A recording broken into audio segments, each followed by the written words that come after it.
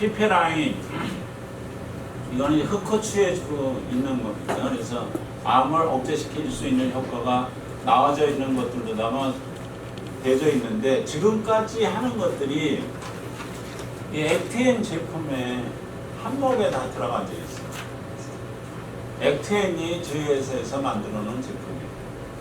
파이토케미칼 제제인데, 액티엔은 NRF2 액티베이터라고 알려져서 액티엔이라고 써놨습니다. 이거는 이미 미국에서도 나와져 있고 전 세계에서 암을 억제시키는 걸로 꽤 많이 알려져 있는 물질로 되어져 있는 거예요.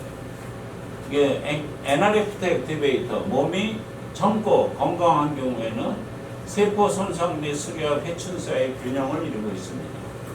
근데 이런 균형을 이루고 있는 한 가지 경로가 NRF2 경로래요.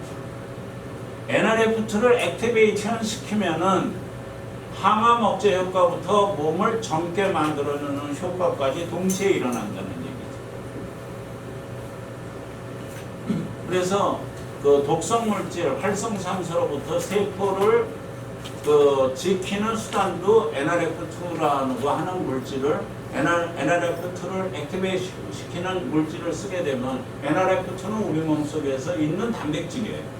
이 단백질을 활성화시켜주는 것이 파이토케미칼이라는 것들입니다.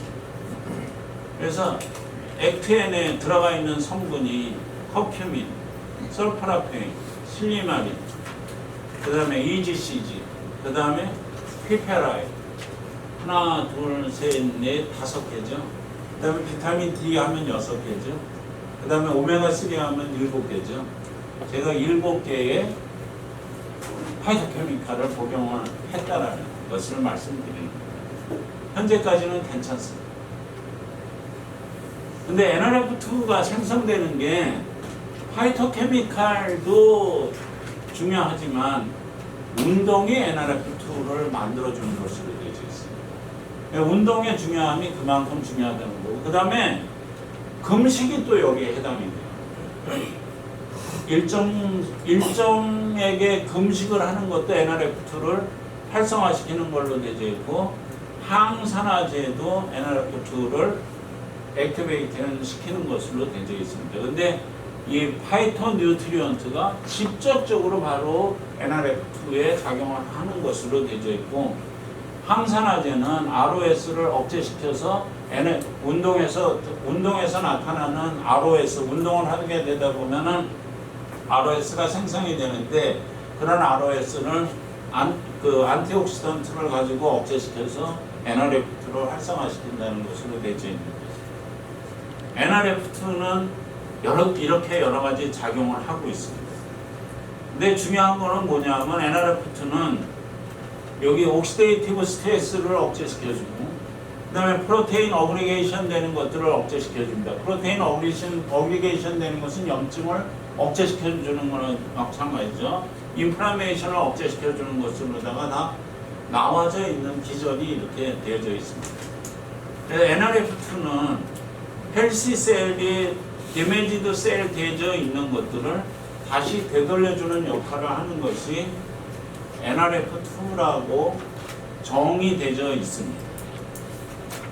그래서 NRF2 액티베이터는 캔서를 예방할 수 있는데, 그것들이 커큐민, 레스베라트롤, 카테킨, 설파라펜 이런 것들이라고 되어 있는 거죠. 그래서 NRF2 액티베이션이 캔서를 억제시키는 과정을 만들어져 있는 거고요. 근데 그 전에 우리 여기 그 NRF2에 대해서 열심히 연구하신 선생님들도 계시지만, NRF2는 양날의 칼날을 갖고 있다라고 얘기했었어요. 한쪽은 암을 발현시킬 수도 있다, 한쪽은 억제시킬 수도 있다, 이렇게 두 가지 칼날을 갖고 있는 것으로 되어 있었었는데, 요즘 들어서 최근에 나온 것들은 칼시노젠을 억제시킨다, 암을 발생시키는 것도 억제시켜서 캔서셀이 나오지 않게 만들어주고, 이미 그 만들어진 캔서셀은 NRF2에서 다 이게 암세포를 없애뜨리는 역할도 동시에 하고 있다는 것이 증명이 됐어요. A, B가 동시에 증명이 됐습니다. 그것이 그전에는 양날의 칼날을 갖고 있어서 암을 라디오 세라피나 케모세라피나 이런 것들을 하고 있는 사람한테는 NRF2 액티베이터를 쓰면 안 된다라고 나와져 있었거든요. 근데 그것도 이제 써도 된다라는 것이 이제 증빙이 됐습니다.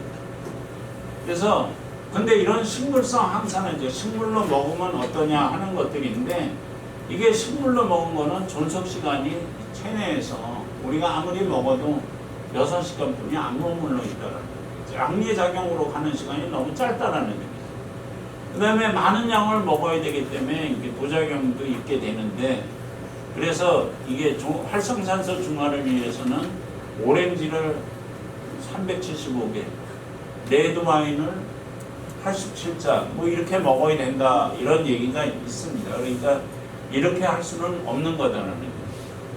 그래서 식물성 항산화제를 한계를 극복한 게 커큐민도 카레에 있는 카레만 먹으면 되느냐 그러는데, 카레에 있는 거를 흡수율을 좋게 해주기 위해서는 개발이 돼야 돼요. 그래서 이제 메리바 커큐민이라든가 테라큐민이라든가 이런 것들이 개발이 돼가지고 오랜 시간 복용할 수 있는 것들이 준비가 되어 있는 거예요.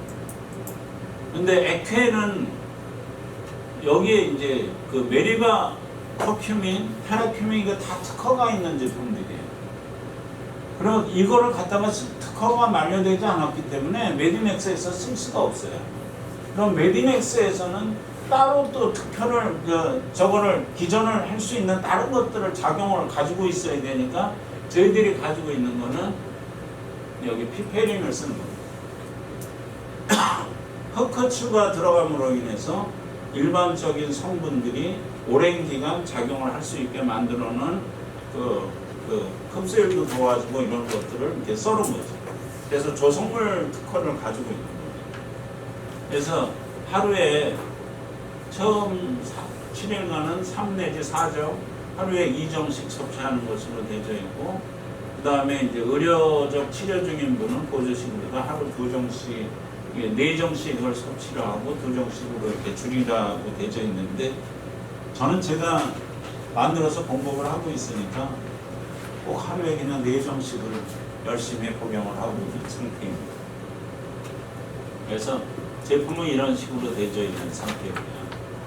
그리고 이제 레스베라트롤에 대한 것들이, 레스베라트롤이 꿈에 뭐 회춘 파이토케미칼이다 뭐 이렇게 나와져 있지만, 레스베라트롤이 하는 기능에 대해서도 이게 아주 그냥 굉장히 그 논문들도 많이 나와져 있고, 각 암에서도 쓸 수 있는 거고요. 그 다음에 포마도에 많이 들어가 있는 라이코펜의 역할, 그 다음에 딤, 이거는 의약품으로, 아니 그냥 사용에서는 기능성 식품으로 꽤 많이 나와져 있는 제품으로 되어져 있습니다.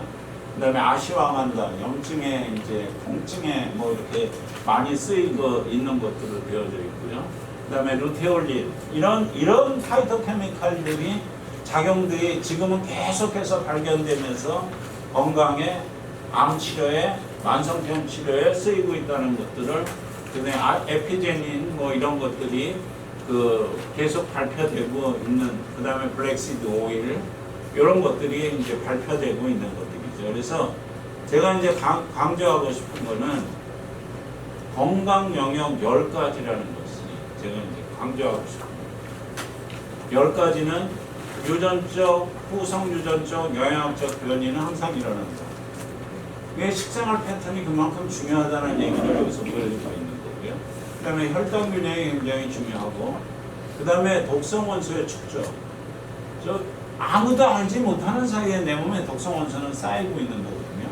모발 검사는 중금속을 검사해 주지만, 요즘은 플라스틱에 의해서 일어나는 것들, 비스페놀이라든가 이런 것들에 대한 독성 원소 축적은 이 환경 속에서 오는 것들은 아무도 검사를 하지 못하고 있는 것들이거든요. 그걸 이제 환경 호르몬이라고 얘기하는데, 환경 호르몬 독성 원소 검사를 저희들이 시작을 했어요. 그래서 그것도 이렇게 여러분들이 쓸 수 있는 부분으로 들어갑니다. 그 다음에 이제 장내 세균총. 이거는 저희는 이제 사균체 유산균을 가지고 장내 세균총 조절을 하고 있고요. 면역 체계, 그 다음에 염증을 억제시키는 거, 혈액순환을 좋게 하면서 혈관 신생이나 전이를 억제하는 거, 호르몬 밸런스, 스트레스 수준, 정신적, 정서적 웰빙 향상시키기 이런 부분들을 딱 관리를 해줘야지만 어떤 대사성 환자가 됐든 암 환자가 됐든 이거는 필요하다라고 보고 있고 그거에 대해서 암 환자의 5가지 도전이라고 제가 표현을 해놨는데 종양의 성장과 확산을 줄이는 그 기본이죠. 제일 첫 번째. 그 다음에 종양의 크기를 줄이고 치료의 반응을 향상시키고 그 다음에 통상적 암 치료를 잘 견디게 해야 됩니다.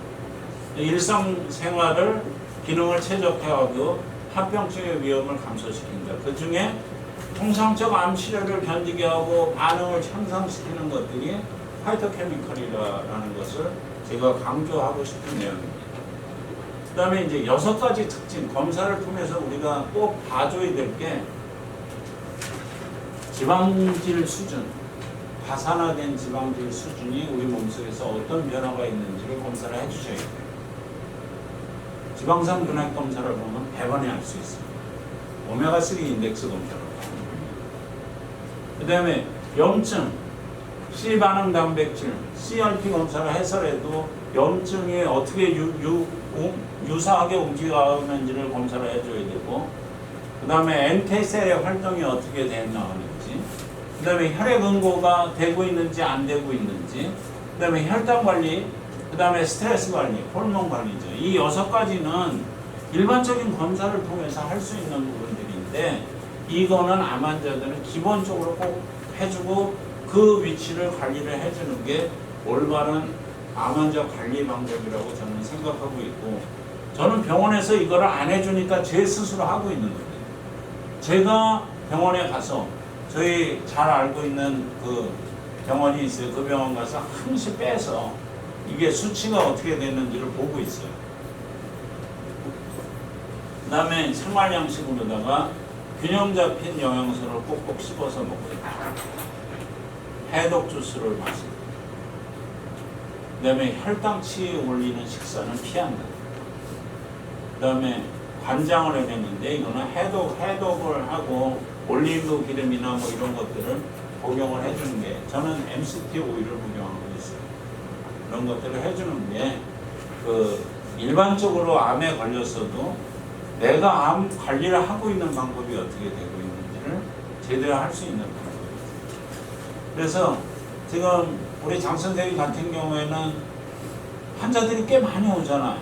예? 암 환자들이 많이 오는데 그 환자들한테 이 관리해 줄 수 있는 것들이 제품하고 검사 방법을 갖고 있으면서 요런 것들을 해주는 게 암에서 위험에서 벗어날 수 있다는 것들을 관리해 주는 게 좋다라는 것을 제가 말씀드리고 싶습니다.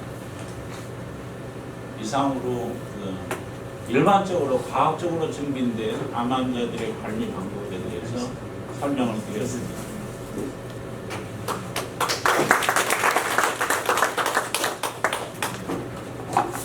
다음에는 이제 7월 달에 이게 하게 되어 있습니다. 그래서 이게 2달마다 이렇게 쭉 하게 되어 있거든요. 근데 이런 강의를 좀 더 이렇게 매주 하지 않느냐 그러는데 그거는 좀 힘들고요.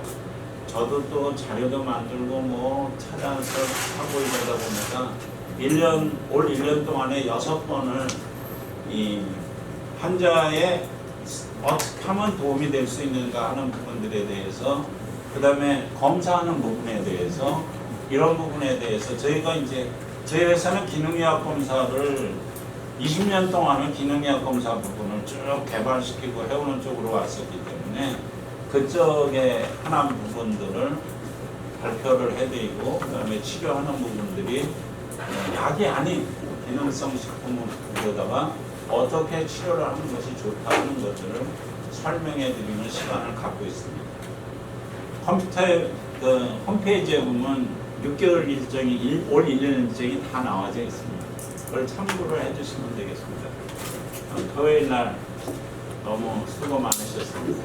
감사합니다.